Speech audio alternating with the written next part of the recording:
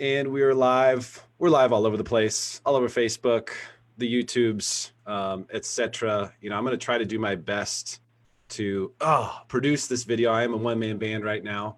Derek Evans here. Of course, I'm the guy with lots of opinions, VA home loan specialist, market trader, real estate trader, overall investor, someone who's got a lot of really intelligent people that I know in this space, and that is who I'm bringing to you today. So I'd like for just take a moment to introduce everybody who's going to be on the show today. Dan Osgood is here. If you've listened to Mr. Credit Radio, you've heard this man a million times. I've always been talking about Dan Osgood, free investment audits that he's been doing over the years. Dan, welcome. Yeah, thanks. Nice blinds, brother. What's that? The 2-inchers. You got the 2-inchers there with the grain. I love it. Oh yeah. old school. Old school. It's also my neighbor. Dan lives like maybe a few hundred yards from where I am right now. Great to have you, brother. Yeah, thanks. And Thomas Blottenberger is here. You've watched him in the studio, Smarter San Diego, many times before, usually wearing something interesting, typically clothes that are with American flag branding, etc. And today, you know, he is going to fit the perfect role. You know, I wish you were a little more gray, Thomas. I hate to say it, because you are the gray beard of the group. You are the buy and hold guy. So we call those gray beards. You're the gray beard guy, but now at least you have a beard. I figured you shaved yours, and all of a sudden mine grew. It was really weird. Like I absorbed the power.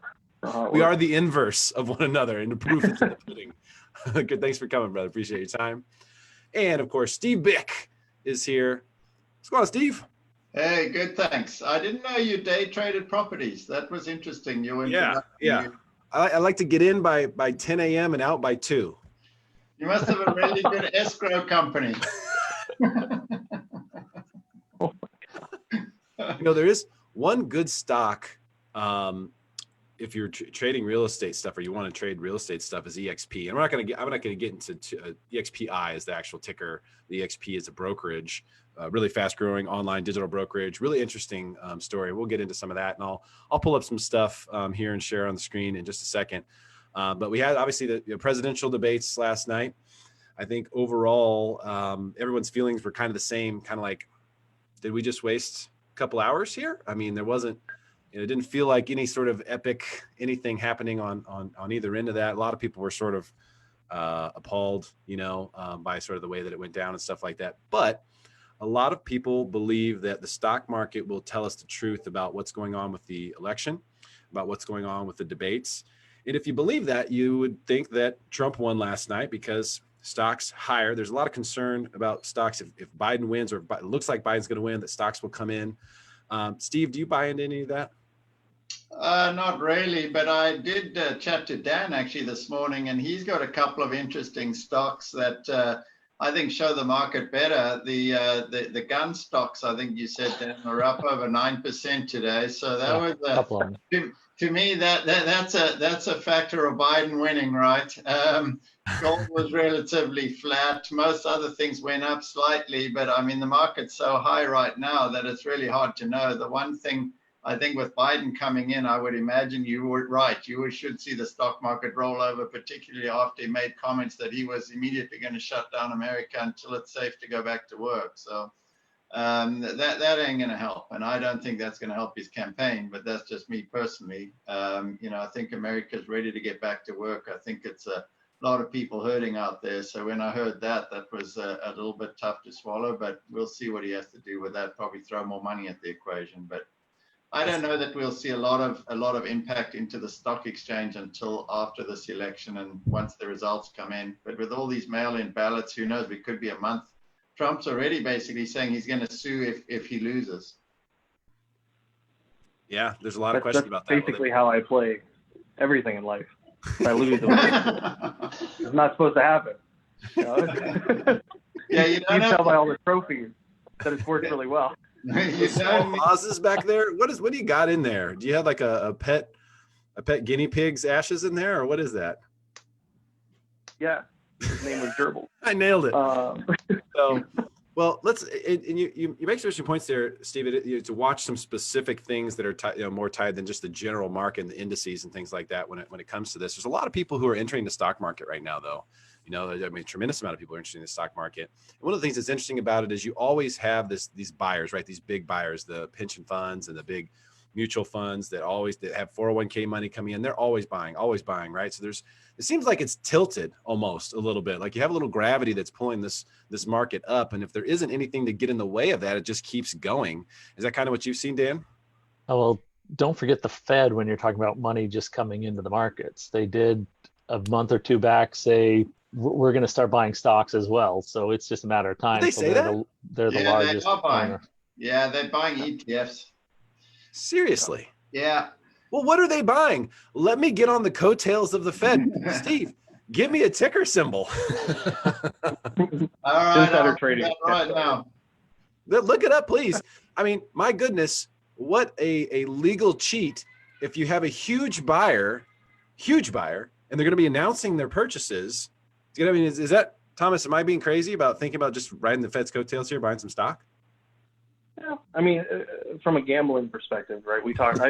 You and I have talked a lot about the difference between investing in an academic manner and investing in a way that's more prudent or more allocated towards gambling. And there's no one that says you can't make money doing a gambling move like that. So, I mean, if you got a huge buyer and it's going to move markets in the short term, and you know it's going to move markets in the short term, go for it. Okay, so here you guys. Sorry, I don't mean to interrupt, but you just type in Federal Reserve ETF purchases, and there you go. The ETF, 6.8 billion. Powell reveals plans to rotate into direct bonds.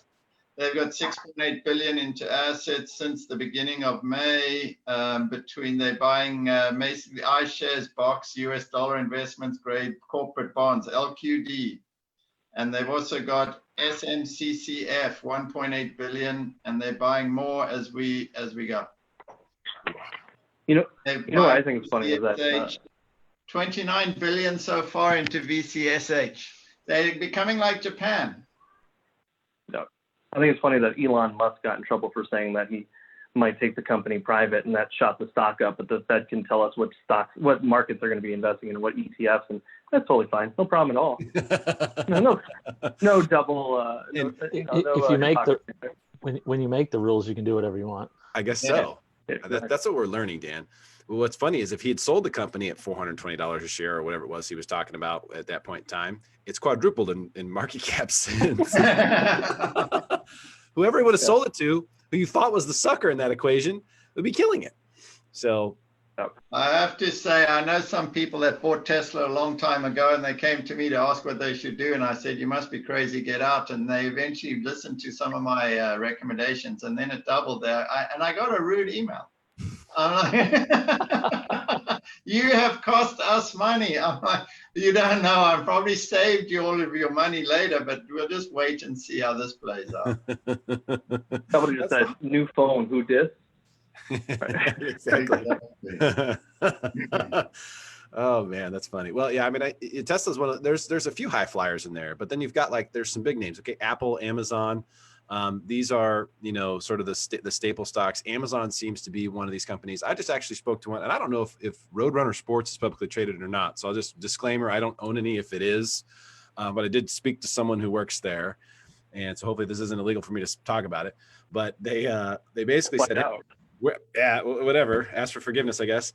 They basically said we're going to have the best year we've ever had, because what's happened is because of COVID. And there's a lot of businesses who are kind of in this situation. I look at my daughter's volleyball club, for example. They collected all the fees. They're making the same amount of sales. They're just making them online. But they were able to let a lot of people go. They were able to get rid of a bunch of their expenses, and they didn't need nearly as much manpower. It's kind of the same thing with the volleyball club. Like, we didn't have any of these tournaments, which they pay to be in. They didn't have coaches there, but we were all still paying, kind of waiting to see what was going to happen.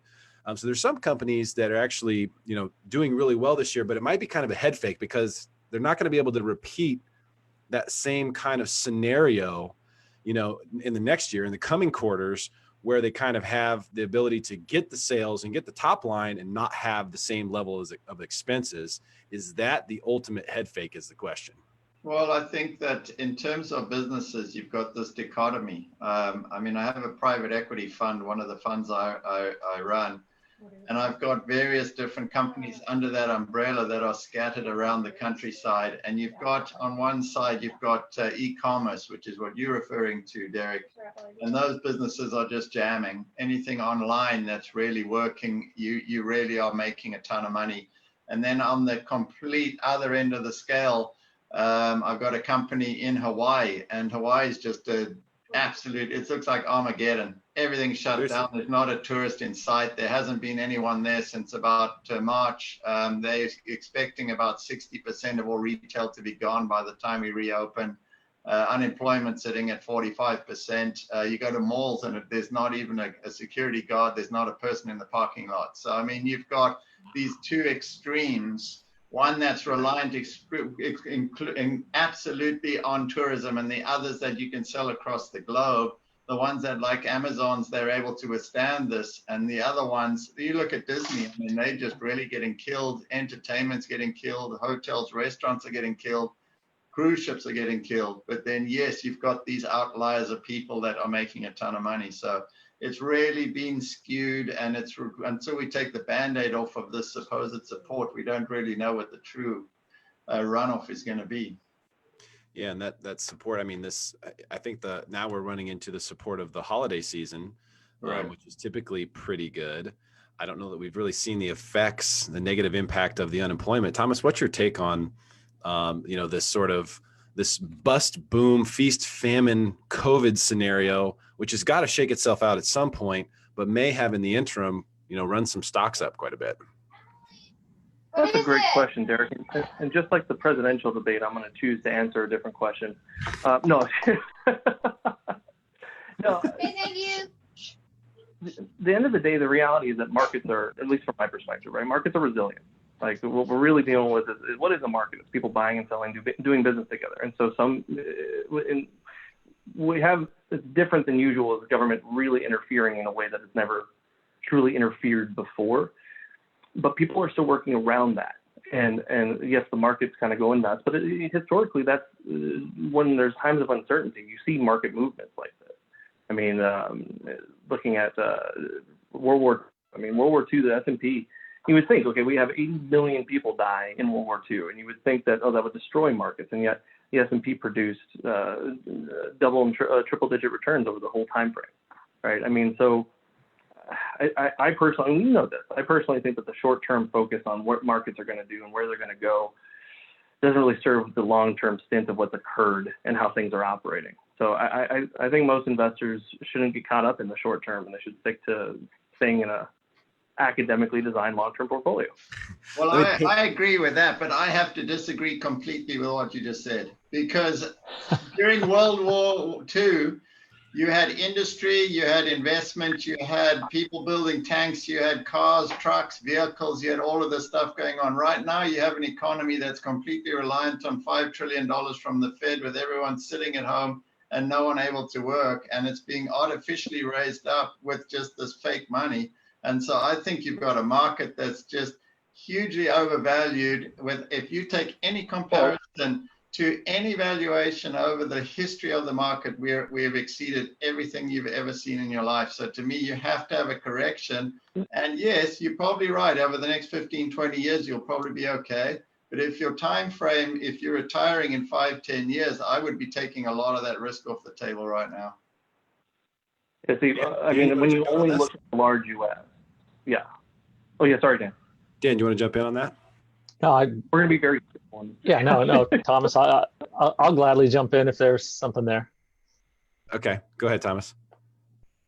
Oh, I was just going to say, yeah, when you look at large U.S., obviously there's a lot that's going on in there, especially with the federal government's deciding to do and how much they're deciding to pump into it. The large U.S. isn't the only market in the United States. I mean, we have a multitude of markets. You know, small cap, large cap, micro cap, value companies, value stocks, and they're all impacted. But for all of them to have an impact that the government's going to ultimately make them all crash, I mean, sure, short term we can play that, but it doesn't change the fact of what people should be focusing on long term. And even in retirement, just I guess the last thing I would add to that, long term aspect of retirement.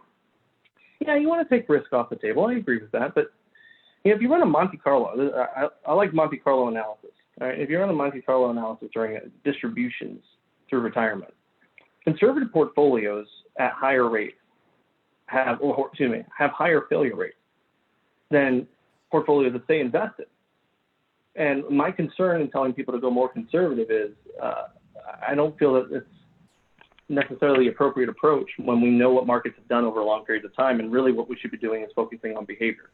People have behavioral issues with investing. If they stayed invested long term, they would have gotten over 10% returns with markets over the last 40 years. So most people have behavioral issues, and to go conservative caters to the behavioral problems. It doesn't help them solve them. Is that 10% total or 10% annual? Oh, 10% annual when you do the breakdown to what the returns end up being. So like an average, right? What you're saying, Thomas, is that even if you're close to retirement, you still want to stay invested because lifespans, people are living longer. Maybe in the past, people would retire and not have that many more years left, but now people are living 20, 30 years past retirement. So you may need to be more invested is what you're saying. So to look at that whole picture. Yeah. Life doesn't end at retirement, right? You still need to stay invested. I see what you're saying, and I understand. I mean, the random walk and all of this stuff and Monte Carlo, I get what you're saying, Thomas. The one thing that you do have to make certain that you're doing, though, in terms of these, I once, about a month ago, I went and looked at Fidelity and some of these other large companies that have got these massive portfolios of, large cap, small cap, mid cap, growth, protection, da-di-da-di-da. And they all had Apple, they all had Facebook, they all had the same damn thing in there. So if you really think you're diversifying by going large cap, you're not. You're getting the same junk all over the place. I love it. I 100% agree with that. That's my experience as well when I do analysis of portfolios. Almost everybody thinks they're diversified. Even have small company markets, like small cap, blah, blah, blah, blah, and you look at it, and mid and large. They've got Apple, the biggest company in the world, and it's in small cap. I mean, holy smokes. What is like your guys' experience with all this stuff that's happened with like the splits, the IPOs? We've had so many IPOs. It seems like there's been a mad rush for IPOs the last few years. We have Tesla did like a 4-to-1, didn't they? Or was it 6-to-1? They did like a 4-to-1, which is wild. And Apple did something similar.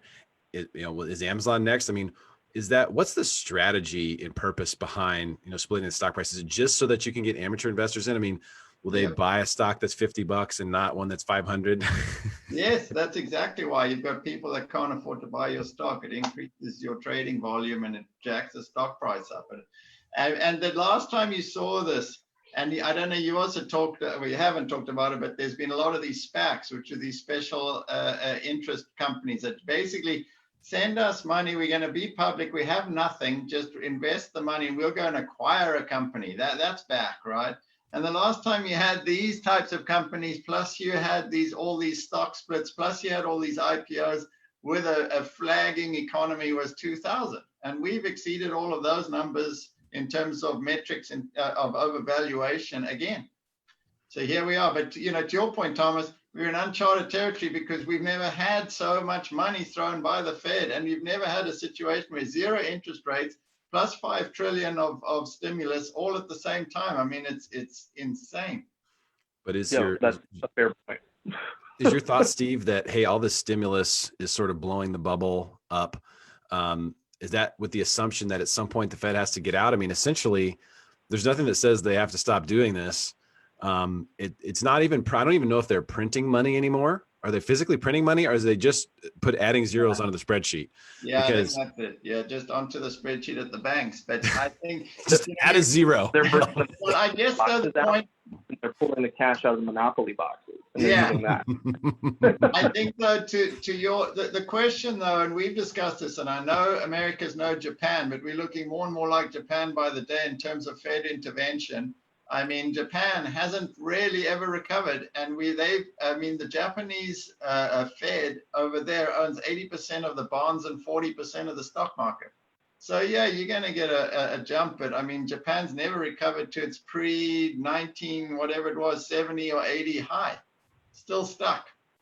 So, I mean, you've got a situation here where, I think with this intervention, yeah, it's going to help for a while, but ultimately you're just going to drag everybody along and you're really going to struggle in terms of growth, because if you've got Big Brother looking over your shoulder, it crowds out the market and it slows growth across the board.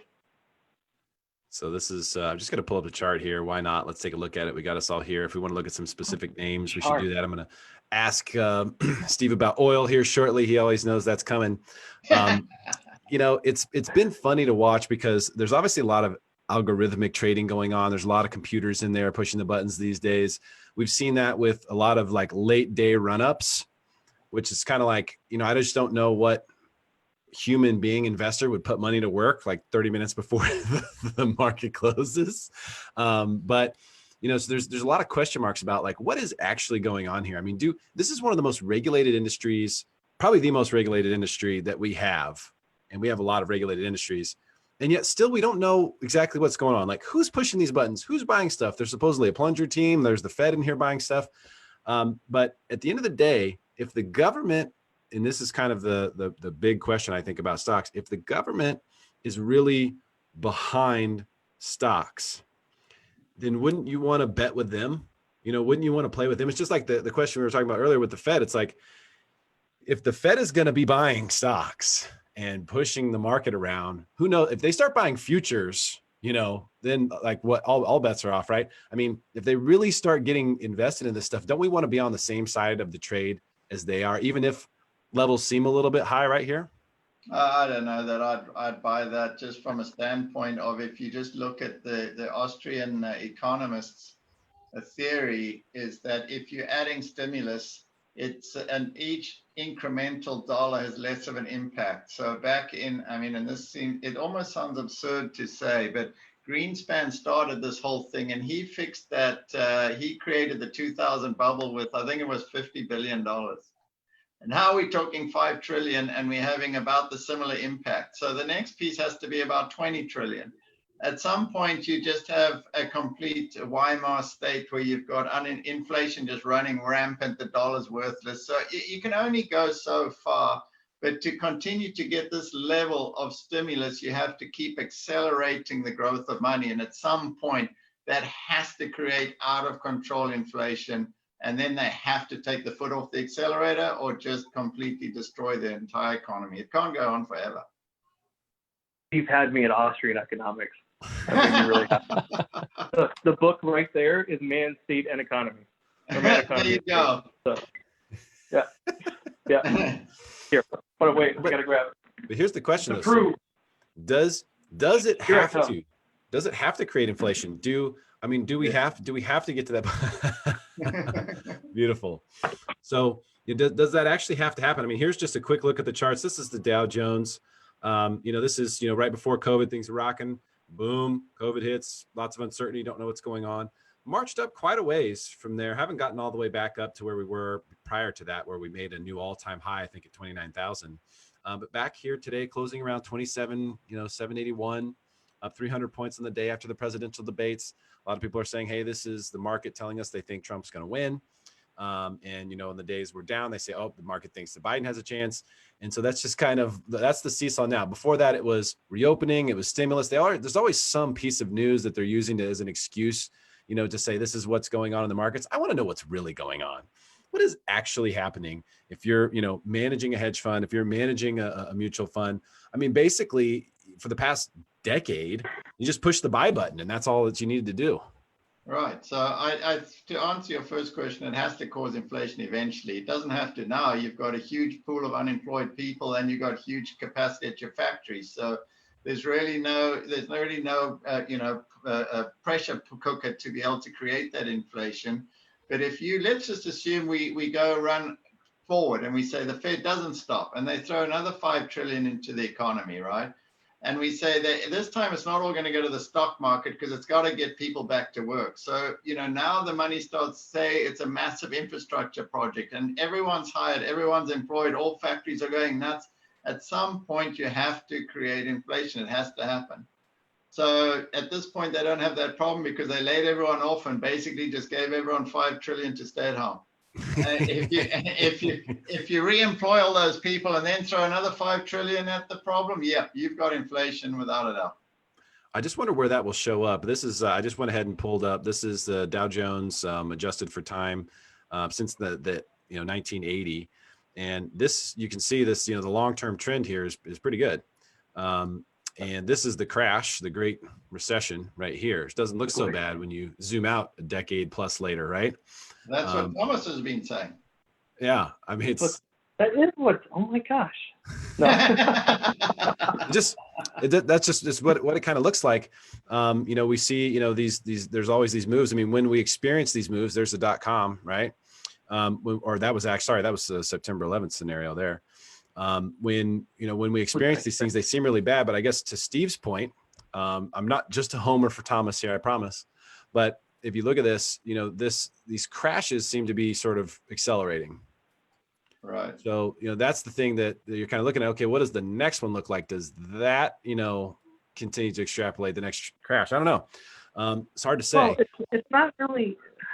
So the problem with that is we're using today concepts. I mean, you're right, but the problem with it is we're using today concepts and looking back on this graph and going, oh, they're accelerating. But if you look at 1988, you look at where the Dow was and that drop. Comparably, as far as the size component, it's a similar drop. Like if you were to take it out larger, right? So the larger the value of the stocks are becoming, the drops are becoming larger. But relative to historical dollar points and inflation adjusted dollars, like Steve was mentioning, I don't know if it's necessarily so drastically different. The situation is different, what's going on in life is different, and what we have to deal with is different. But I don't know if our crashes are the way they feel is a result of recency bias, or if they're truly so different of crashes. Does that make sense? Well, I guess the question really that no one will know, I think there's a couple of points. Number one, this could be the Japanese chart. And then if you fast forward 20 years, you never get back to that peak. We don't know if that's the case or not. Number two, if you properly diversified, you probably offset a lot of these risks. And number three is if you have an exposure of 90-10 to the stock market, which I've heard some financial planners have got their clients in it, and you take a massive meltdown, there's no recovery if you're having to draw on it as a retiree. If you've got a less aggressive portfolio allocation to the stock market, to your point, Thomas, and you don't have to pull down on that money right away and you can wait for it to recover, then you're probably okay. But my concern is the over allocation to the stocks right now, and I wouldn't do that. But I'm not a financial planner. I'm just a hedge fund guy. Hey, I mean, what you kind of said, which I think is the main point, right? Is like I agree with you in the sense that my only point was most of the time we're too quick to give into behavioral issues. Correct. Versus teaching people how to view something. Like for me, when I look at the stock market, and I think for all of us, when we look at the stock market, it's something we've played with, it's something we're aware of, it's something we've had experience with. And I think for most people in the game or getting involved, it's like the first time they ever learned to drive a car. I don't know if your experience was like mine, but the first time I ever learned to drive a car, I was terrified. So I'm like, oh my God, I'm driving a death trap. And which one is the gas again? Right? And I think it's similar in that perspective where as people learn more about how markets move, they learn more about what drives the market movements, they learn more about what diversification really means. It gives them license to be less concerned and stay more invested. That doesn't mean someone who wants to be conservative should be put in a 90-10 because you think it's better for them. My point simply was, the first reaction most advisors have is to say, oh, you want to go conservative? Let's go conservative. Versus where's it coming from and what can I do to help work on the mindset you have?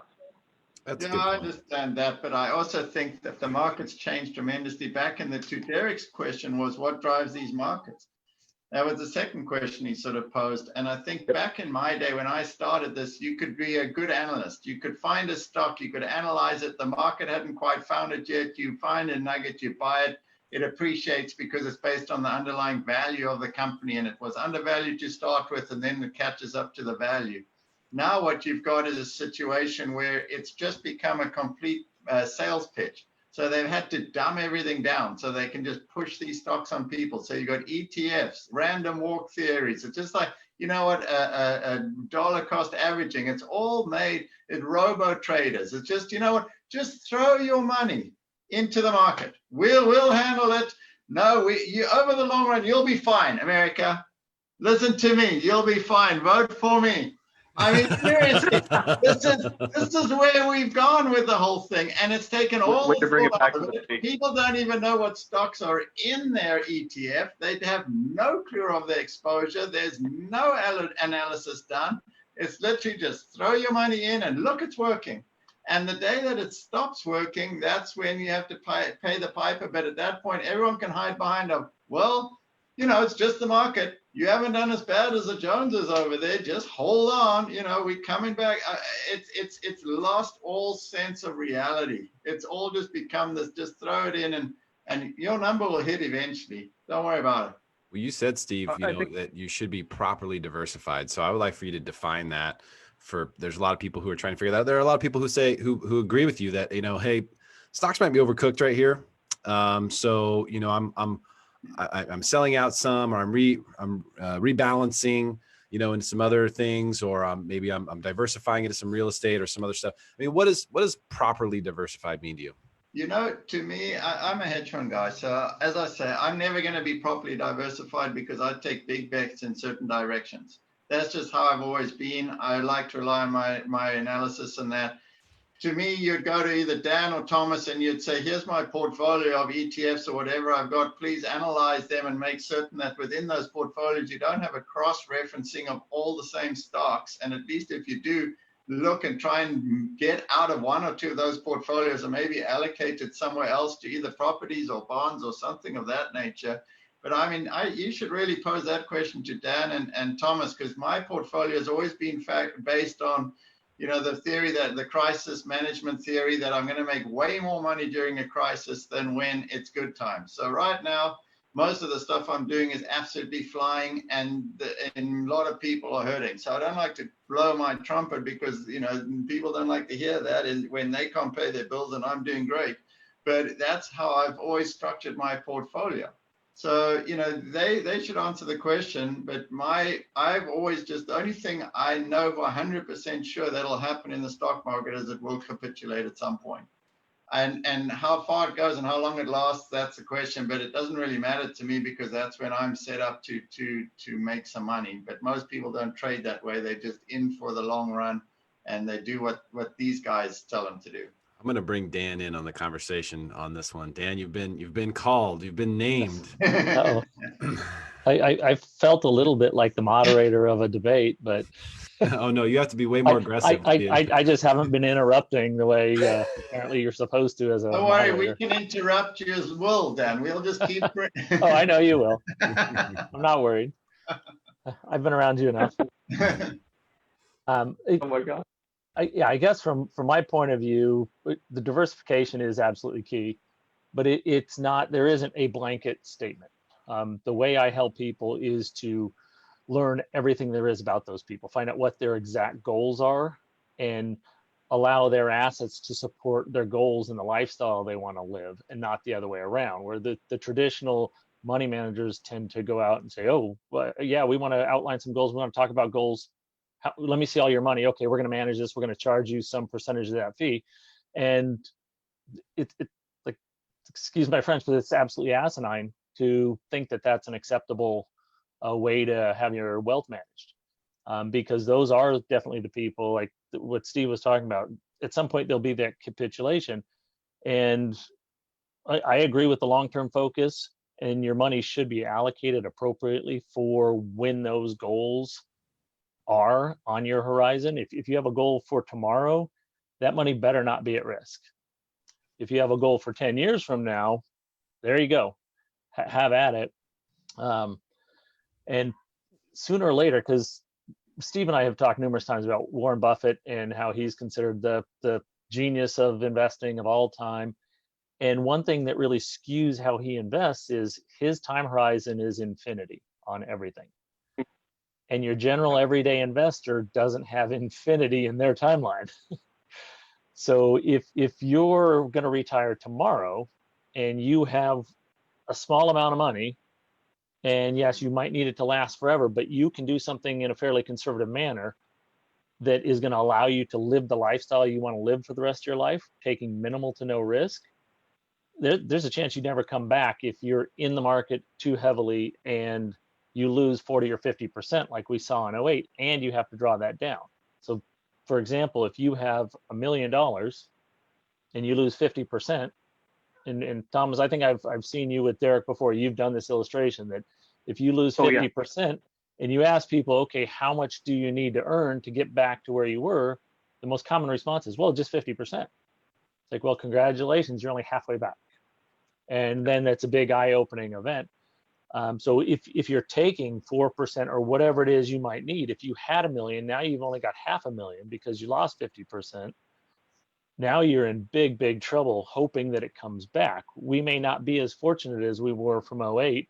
And what was that, 2.5 years, all of a sudden we're back to where we were. What if it took 5 and you're depleting that along the way? The likelihood, like Steve said, is very low probability or possibility you're going to get back to where you need to be ever again, because you're just bleeding that down. Yeah. So there is no black and white answer on what is proper diversification. It depends. I think Thomas has the black and white answer. At least I believe that he thinks he has the black and white answer. What is the black and white answer, Thomas?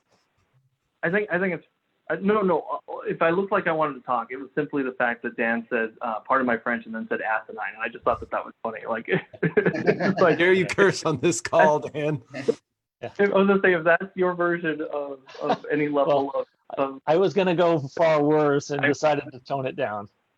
Attaboy. Well, I will say that the true definition of diversification is having a basket of investments that are all uncorrelated to one another. So when something goes down, something else goes up to offset that. Well, if you've just got stocks and bonds, you are not diversified. Full stop. And essentially, if you really were set up that way, Steve, you would really just be hedged, right? I mean, if you have part of your portfolio goes up and the other part goes down, you're really just kind of you're yeah. Really I mean, you're relying on the fact that it'll have slow growth that beats inflation. But you're right. If you perfectly uncorrelated everywhere, you're right. You'll have zero growth.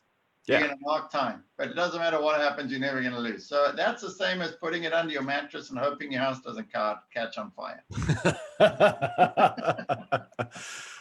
Getting a lot of homeowners insurance for the cash into the.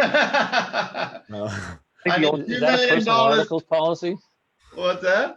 Is that a personal articles policy for the cash under your mattress? That's right. My house is worth $250,000, but I need a $4 million policy. I've got C notes under the mattress. Yeah. So a couple things that I think are interesting. We talked about the rise in Amazon, which seems to be a company that can't be stopped. I wish I had more of this thing. It's one of those stocks that's like, gosh, how do we not see this? They execute so well. They literally do the above and beyond that most companies struggle with figuring out. Tesla's another one that kind of delivers an above and beyond. I own a Tesla. I can tell you the car is beyond my expectations. I continually find cool stuff about it on a regular basis. Made in America. And it made by a South African. What's that? By a South African. By a South African. That's right. Now, I wonder, did Elon do his time in the service in South Africa? Oh, I very much doubt that. I doubt it as well. But anyway, so it's, we're seeing that over deliver, that extra mile still is the king when it comes to, what the customers want. And Amazon is doing this in such a crazy way. And them getting Whole Foods is really a game changer. And I didn't even realize this until like a week ago. But you can, right now it's $4.42. And I can go in there and I can get some bananas and mangoes and cereal, and someone will drop it off here within a couple hours. I don't have to go to the grocery store. Now that in a touchless, sanitary COVID environment, which the lingeringness of the germophobication, if that's a word, that's going to take place could last years. So, they are really, really poised for it. And the question is always like, how much is already baked in the price? It's hard to say, but Amazon seems to be a company that just isn't stopping, and they're going to own everything eventually. Well, they I- won't, because the- you'll eventually antitrust will step in and The government will do to kill them what they did to Microsoft. Yeah, and AT&T all the way back to when they were the only company you needed to own in your portfolio. So unfortunately, the government will reach, and that's where Big Brother comes and messes things up again. But will then they? you may get a diversified portfolio just from owning Amazon, because if they spin it off into 10 different businesses, there you go. There you go. Good one. That's what there's so much government intervention. It's like it's so funny to me when people, I mean, not from a political standpoint, but really just from an economic standpoint. It's always interesting to me when people think that capitalism is a problem, and that for some reason that our system is actually capitalist. And I go, capitalism doesn't involve corporate bailouts. It doesn't involve peddling tax discounts for bringing your business into certain different areas. Like this is all involvement as a result of government intervention for the most part. And people look at the government intervention and go, "Oh, capitalism, damn it!" Excuse my language. Asinine. You can do better than that. It's fascinating.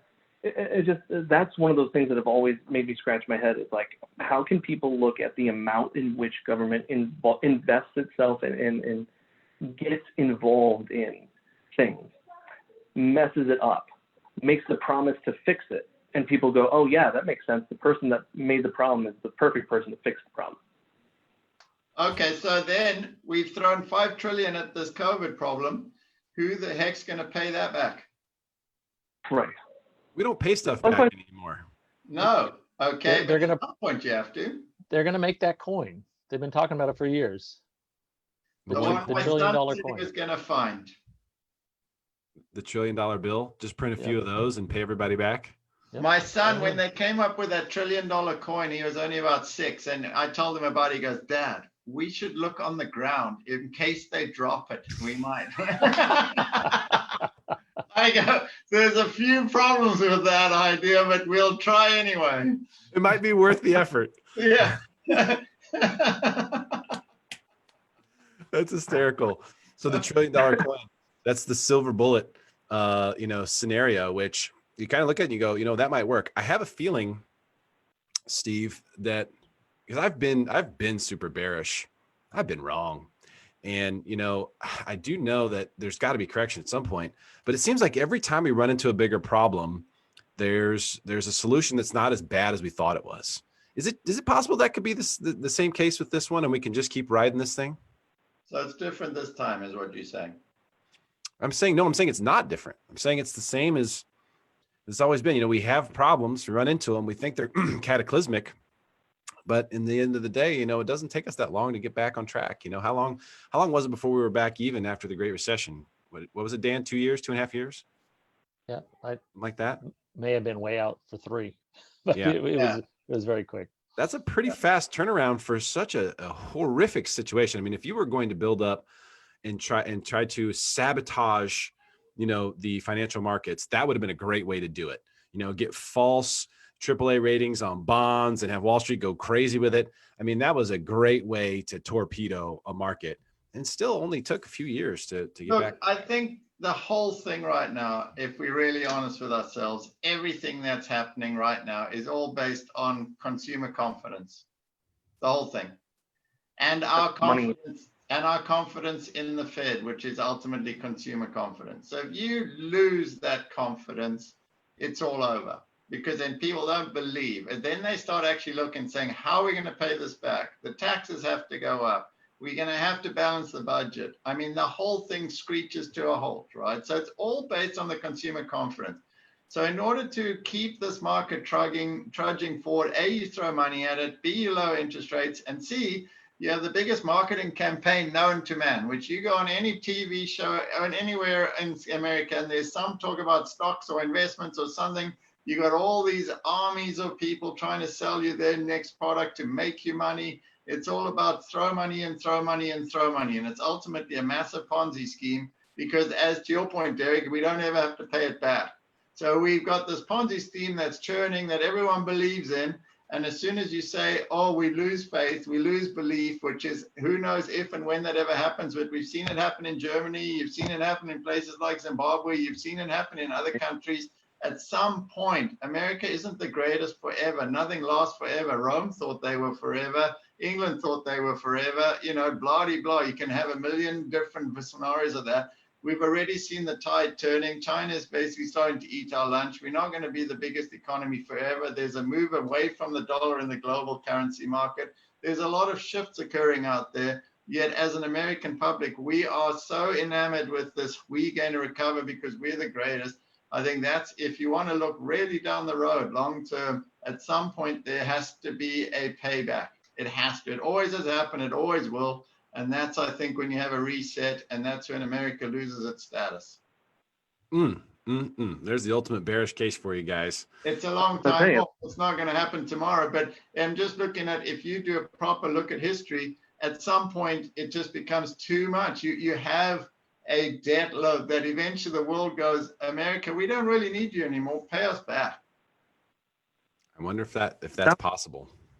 International diversification. Why would it not be, Derek? You've got 1 billion plus people in China. You've got 1.5 billion people in India. You've got Southeast. I mean, there's 6 billion people in the world, and we've only got 300 million of it. And we actually think that we're the bee's knees. If you start educating those people and you start getting them they fix their economy and turn stuff around, 5.7 billion is always going to beat 300 million. So if you, well, here's a good question for that then. So, and we don't know the exact numbers, but I would estimate, I'll see if you agree with me, there are more people who move here from China and some of the other countries you mentioned to live here and escape there than the other way around. Can we agree on that? I would expect, yeah. Yeah.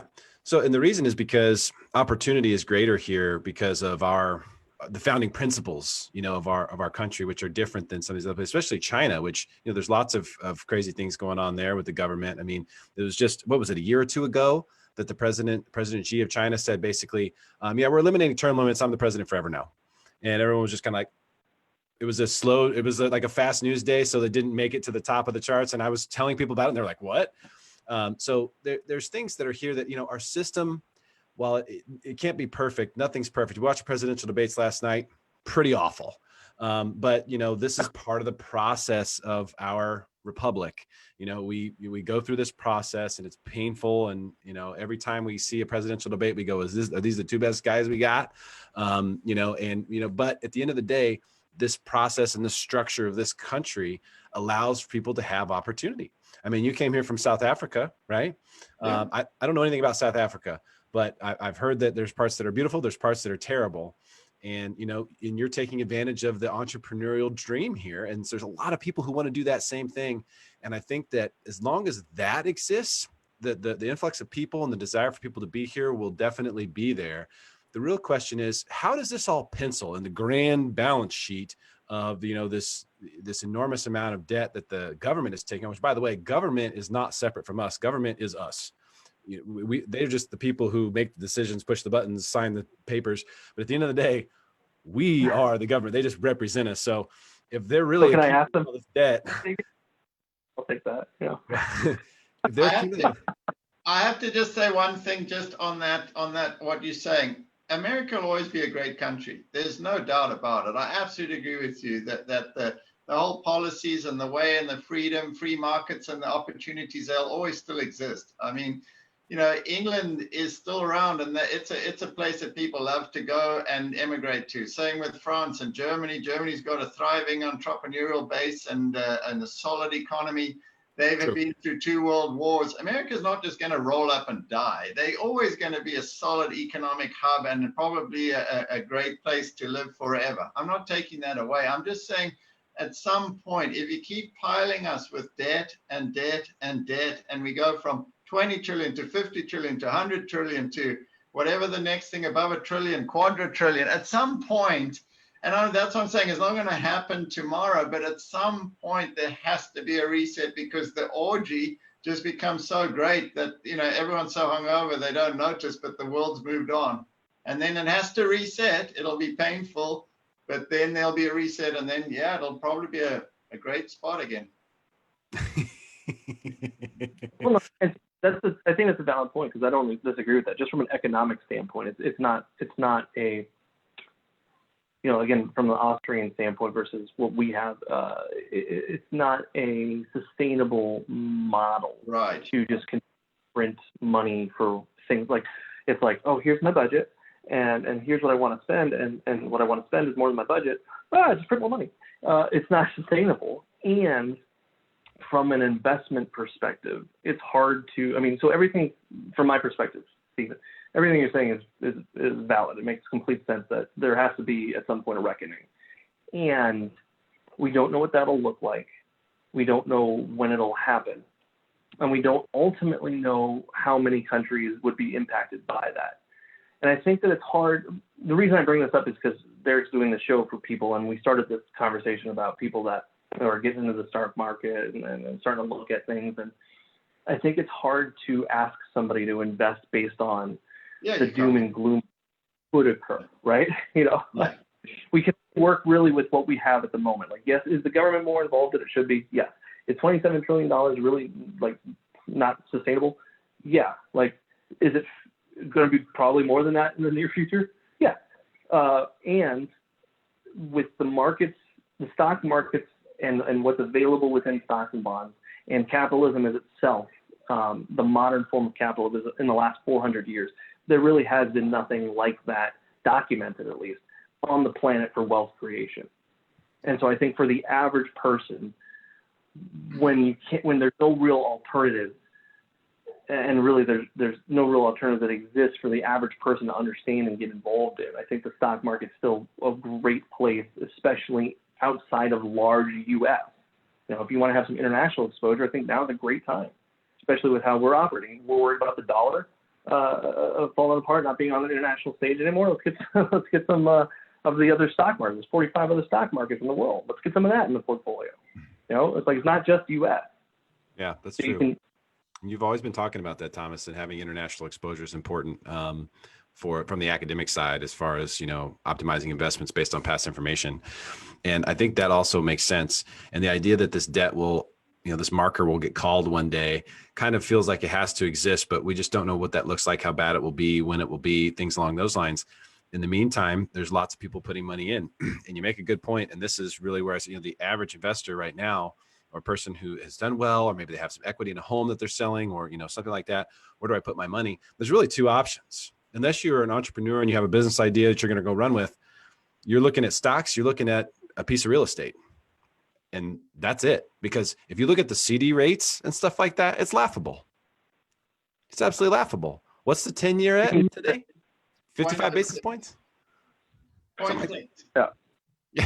It's laughable. It's like, well, what's the point? Right. Why should I even put it into something like that? Because you expect it to go to minus 0.6, and then you'll sell the appreciation of the bond price.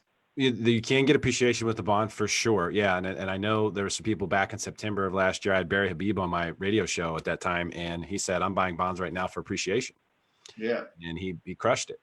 So yeah, you can, trade bonds in that sense. And that would be the only reason to buy a bond. But for the average investor, they're not thinking about that, right? They're just looking at the fractional percentage that they're getting in yield, which is almost pointless. It's just hard to sell it. It's like, well, okay, let's put it in here. 100,000 turns into 100,000 and 47 cents 2 years later. It's just hard to look at. It doesn't make sense. It doesn't get people excited, about making this investment. So people are looking at things that get them excited. Stock market is exciting. When you look at days like today, where, we started off, we were up 500 and something at one point, and, we closed down up 330 on the Dow. That's exciting. I mean, when you see the stock market pulling off 1%, a point a day on these days that are just kind of normal up days, that makes, those other investments look a lot weaker. And I watched it because, I'm in the mortgage industry. So I track the mortgage-backed securities market, which is a bond market. And it's really interesting to watch the correlations and see them. And by the way, the Fed is buying $6 to $8 billion of those a day. Right. A day. Well, what's interesting, Derek, in terms of, yes, you've got stocks and properties for the average investor, but it's what I'm finding interesting on this whole interest rate thing is, so I launched my private equity fund earlier this year to move some of my private equity investments into a fund structure. And one of the things I did was, because I come with a debt and an equity investment in the structure, I'm paying the investors in there 3% yield on their investment, which is unheard of in the private equity world. But it's really raising eyebrows, not only for the interest, but because it's like, holy smokes, I can get 0.06 in the 10 year or 3 years with a private equity investment, and I get this massive upside of all of these small private equity companies that you just need one or two to hit, and I'm going to get paid out like gangbusters at the end. So you've got the income, plus you've got the capital upside. So it's sort of a factor of, to your point, taking advantage of this low interest rate environment to generate interest in something that wouldn't normally be associated with that. Yeah. Yeah. And you've always been on the bleeding edge of figuring those things out and putting together cool ideas that make sense, whether it's investments in properties or companies or student loans. Back in the day, you had that market really cornered for some time. And I think that, those kinds of things for the average investor, it's hard for them to wrap their head around. It's hard to invest in something you don't understand or you don't feel comfortable with. And, stock market is something that people feel comfortable with because they feel like everyone's in it. I mean, Well, they don't understand that it. doesn't mean they understand it. Yeah. Doesn't mean they understand it, but they feel like they do, right? They feel like they do because it feels safe because you're in it. My dad's in it. My mom's in it. My brother's in it. My sister, everybody's in it. So it kind of feels like, okay, this water must be safe because everyone's in the pool. And so it's funny you say that, Derek. Yeah, everyone's in the pool, but when you look at the really big money, right, and you look at where the big money is and where it's going and what it's invested in, a big slosh of it is in private equity. Because they like that whole investment in the stock market is a little bit overvalued, but there's real value in private equity because you want to talk about a great opportunity for someone like me, because I'm a turnaround guy, right? I go in and I turn around companies and fix them. Well, there's a million companies out there that are desperate to be fixed and turned around and are on the skids, but there's some great brands, which is making private equity a big play for the big money. Yeah. So the small guys, to your point, are throwing their money into that blind pot that they have no clue what they're doing. And to Dan's point, they've just been told this is where you go. Yeah. We've all been sort of marched down that road. I was going to say, Stephen made a beautiful point earlier where he was talking about, you look at Fidelity and you look at their, what happens with the managers is that they all try to follow, at the end of the day, no matter what their mandate is, the average mutual fund manager is just trying to beat markets, try to create returns. And so it has the mandate for small value, but small value has been struggling a little bit over the last couple of years. 500 is what's been doing good over the last few years. So you start to see that these funds that have the names of small value or the names of large value, they have way more Apple and Google and Microsoft and Amazon and things that they really shouldn't have in them, just to try and eke out some extra returns to try to beat benchmarks. And what ends up happening is that the investor doesn't know how to look at that, doesn't know how to do what Stephen did and look underneath the hood and see what's going on in the fund. They think they're diversified, but these funds end up owning all the same things. And I think that for me anyway, like, small markets and value markets, international markets, like there's a lot of potential, available there. And I think that the average investor gets stuck in these 401ks and gets stuck in, the traditional mutual funds where they think they're diversified. But to Stephen's point, they all end up gravitating towards owning the same thing. So then you're just doubling up and overlapping everything. And it goes even a layer deeper, Thomas, where like you mentioned international a couple of times. And the reality is the large companies here in the United States, if anyone thinks they're just a domestic company, that's nonsense. True. These are big international companies. So you're getting exposure without even trying to the international markets. So if you want that true play, then you have to look at like the emerging markets of some of these smaller countries to actually truly get an international aspect to your portfolio. And are you seeing that too, Dan, where when you look at the actual funds, like when people have mutual funds over at, like American funds or Vanguard or whatever it might be, that are you seeing the same thing that Stephen was mentioning that I'm seeing, that they're all starting to gravitate, even though their mandate might be different, they're gravitating towards all these large companies? Oh yeah. Yeah, to be honest, even with people that are using these private managers that build their own portfolios based on some other expert's research, and here's the list of stocks, go buy them, and they go do that. Where I had a guy come to me that I did just an analysis for him, and that was one of the biggest shining things. He had 3 different accounts at 3 different advisors, and I overlaid everything, and he had the most concentrated. It was literally, what was it? Concentration by diversification, basically. So He must he have had a been small getting number of great. stocks that were all the same in every portfolio. He probably up And about 80% this year.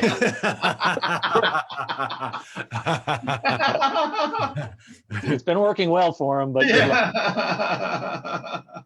It's true. and That's I the think thing. that It's been working. just to, I was going to say, just to expand upon what Stephen's original point was, and just from my perspective on his point was, that was a great point. And I just think that if the actual money managers had more of a academic and diversified approach, where it wasn't where they're all just starting to gravitate towards one market sector or one market, we might actually see people get less hurt. But the desire to chase those returns in that space, it's just like the tech boom, right? I mean, what happened with most mutual funds in 1999? They started, no matter what their mandate was, they started owning all these big tech companies. And you think you're diversified and all your funds own the same stocks or have way too much overlap. 2000 rolls around and boop, you lost way more than you should have. And I think that my experience looking and doing analysis of people's funds is that we're kind of getting back towards that, where the underlying funds are owning way too much of the same stuff just to try to double up on those nice large growth returns that we've had over a few years. It's not even that, because these managers get paid bonuses based on number of assets and the percentage they're up per year. So there's a total conflict of interest going on of, well, we're not supposed to do this, but it's going really well, so let's just ride it out, and I'm going to get a really fat bonus at the end of the year. Yep. And that's the dangerous part, right? Because you have it is a conflict of interest when the fund manager gets paid on not following the rules of the fund or what they're telling investors the fund's objectives are, but actually just trying to find the hot ticket. And I think that's one of the issues you get when we have a mini 2000 on our hands. I mean, I think it's different in the sense that a lot of what was going on then during that tech bubble was just smoke and mirrors. A website domain name was all it was, and they built a company and went public. We don't have that necessarily going on. We have some of that going on, though. There's some of these IPOs, these companies haven't made any money. I mean, they have buildings, they have employees, they have apps, they have stuff, but they don't have any profit. We also have some COVID, Zoom, which are like the Tesla and the Amazons, which seem like they still make sense to buy one share for your newborn and just see what happens by the time they're 18. But it does create that conflict, that issue where people are chasing that, and you just wonder the capitulation. When does that take place? When do people all of a sudden, all at once, want to get out of this thing?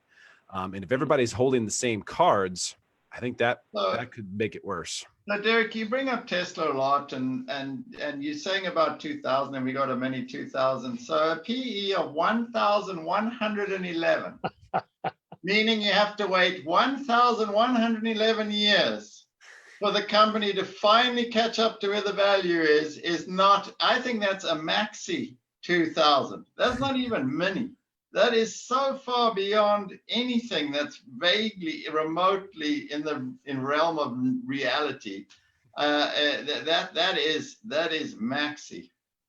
Now, what do you think, Steve, you're saying Tesla's not worth all the other automakers combined value, like its stock price says? They make 80,000 cars a quarter, and the rest of the world makes 20 million. But okay, whatever. But the Tesla cars are far superior, Steve. Okay. I mean, wait. It sounds good to me. I don't see a problem with that. I mean, even Amazon, but Amazon, to your point, has got massive potential for growth, but they're even at 120 price to earnings ratio.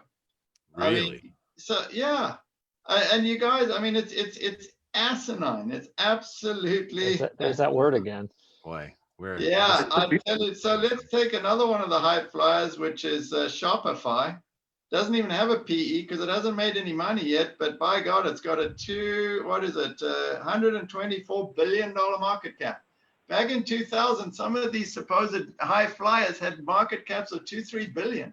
We're talking hundreds of billions now. Wow. Yeah. You've got Apple worth $2.3 trillion with a sagging market. They're absolute nowhere to sell new products, really. They're overpriced. And, yet it's a 2.3, it's up $1 trillion during the worst economic recession we've ever had in our world, in modern era, at least. I mean, it's insane. There's nothing else to buy, Steve. That's I was going to say, great. but the Okay, growth, which goes back to, yeah, the Fed is creating this problem. It's a bubble, no What if matter the, what way you slice it. here? What if someone came up with the 5%? What if a bank all of a sudden issued a 5% CD? You know, what would happen? You know, to They'd have stock. like $4 They, trillion. they would get all the money Yeah. tomorrow. Yeah, Yeah. right. Yeah. Like, but that's, I don't see where how that's going to happen. You need some sort of mass exodus from these investments to really catch that. And I guess we could talk about this all day. And you guys have donated enough of your time. I really appreciate y'all doing this. I gotta ask Steve about oil while I got him here. Steve, oil, Tesla's taken over. In California now they've made a law, no new gas guzzlers as of 2035. I don't know if that's actual law or was just said by the governor. I don't really know. It was an executive order, I think, from Gavin Newsom. Order. It is. Dan, you'll have to sell your truck, Joe. Yeah, they're getting. Yeah, exactly. Yeah, Dan, that truck you've had forever is going to finally. But no, actually, it's just new cars, starting in 35. So moving away from oil and some of these different things. Although Trump very pro that side of things, really trying to get the country self-sustained when it comes to natural energy resources and stuff. What is going on in oil that most of us can't see right now? Well, I think personally right now, I think it's also overvalued because you've got a lot less demand and you've got a huge amount of supply, particularly when you saw the US come as a massive exporter of oil. So you do have that. The governments are stockpiling, so they're trying to support the price. We did see it a few months ago when we were at negative $37 a barrel. I don't know if you remember that day. That was quite something, wasn't it? But I couldn't believe it. And that was awesome. Oh, that was funny to watch. And by the way, the guys who apparently created that market made 500 million, and now they're being sued because they won. I mean, anyway, free markets, yay. Anyway, I think the long-term outlook for oil is muted just because of a lot of the points you brought up. There'll always be a use for oil. I mean, they use it in making roads and tarmac, and there's a lot of product use outside of just vehicles. And, you're obviously always going to have airlines. And unless we develop, maybe Musk is going to develop the next battery-powered airline. Hopefully it doesn't run out of battery before it gets to the other side. So you got to believe that there's going to be a demand for oil, but it is waning. On the flip side, you have a lot of demand for oil coming from China, India, these growth economies that don't really have the money to put a lot of batteries on the road because at the moment, the price is too high. But what I would watch is where's that inflection point? And at some point, there'll be a tipping point. I mean, when I was looking at alternative energy a long time ago, you had wind, you had solar, you had turbine, you had, hydroelectric. But at that point, you still had the old gas-powered, coal-powered power plants undercut everybody. And then slowly that's changing. And eventually you're going to get to that inflection point where it makes sense to just have battery cars or hydrogen cars. And I think at that point, you'll see oil taper off in terms of a global commodity. And maybe it'll settle around $10 a barrel. But I think we're probably overpriced where we are right now. Okay. All right, I agree. I haven't been in it a while. Haven't done the oil trade for a while, but it's always something that's been interesting to watch and see the correlation between gas prices and the price of oils. They seem to be, there was a correlation there for a long, long time that got broken. Since we've been in this, it felt like we should have had some sort of correction in around 2017, somewhere in there, that just didn't come, and we've just continued to move higher. And that's why it's kind of like you get to a certain point where you start to go, do we have to? Correct? Does it have to go down? Do they have to stop printing money? Are they? Can they just add zeros? Can they do the $1 trillion coin? I have a question though. So, what do you guys think of gold? Yeah, what do you think of gold? You're the one who's been trading it. I'm interested in what the team has to say on that. I mean, what are you going to do? My problem with gold has always been, what are you going to do with it? No, you can't eat it, you can't drink it, you can't whatever it is. Throw it at somebody? Yeah. It's always been a store of value, though, and it has done well in terms of an inflationary environment, and also when there's mass uncertainty and there's a limited amount of supply. And there's also a lot of big countries like China, Russia, even the US now is starting to acquire gold, just stockpiling it and things of that nature. So, I mean, are you bullish? Very bullish. In fact, everything I have in the stock exchange is in gold stocks. That's all I have. Wow. Yeah. And not properly diversified. I'm trading gold and silver to the long. He's got that spread out over a few different accounts, so it's This is perfectly concentration diversified by over diversification. five Exactly. different accounts. I got a Schwab, a TDA. No, Awesome. look, I am all completely into gold on my stock portfolio, but the caveat is my stock portfolio is only about 5% of net asset value of what I've got. So I'm so minutely invested in stocks, it's nuts. But the gold to me is when you've got this inflationary environment coming, you've got all this money being tossed in there. You've got all this demand coming from outside the world to try and protect their assets. I think, yeah, you got a shot at gold at least doubling from here. Wow. Well, the bold And prediction. if you take the miners in comparison, the gold miners, the Huey index, the gold miner Huey index, which basically is a ratio of the gold price to the price of the stocks, the mining stocks, it normally is at about 0.6. Right now, we're still at about 0.2. So you could see a triple in the gold miners, just the stocks, if the price doesn't even move, just to catch up to the historical average. Well, there's the big tip. There's the big takeaway today. I'm ladies and that you got a lot of listeners that can put, should I give my name so they can push my stocks up? Wait, you're not a senator or a congressman. Yeah. You're not allowed to do that. Yeah, you can't do that.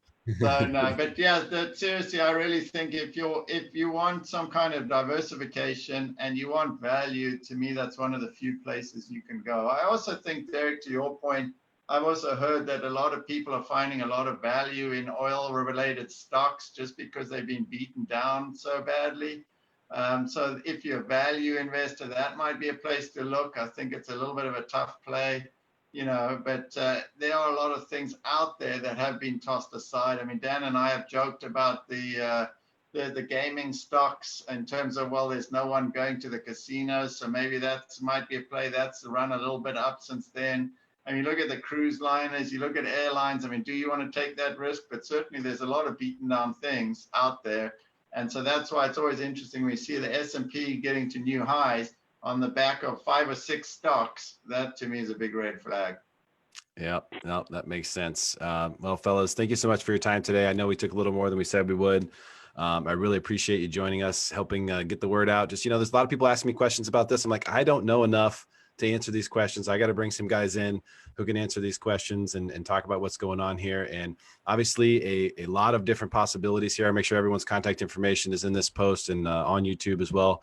Fellas, thank you so much. Hey, let's share this video. Let's help make our friends and everyone in your sphere smarter than everyone else. See you guys soon. Thanks.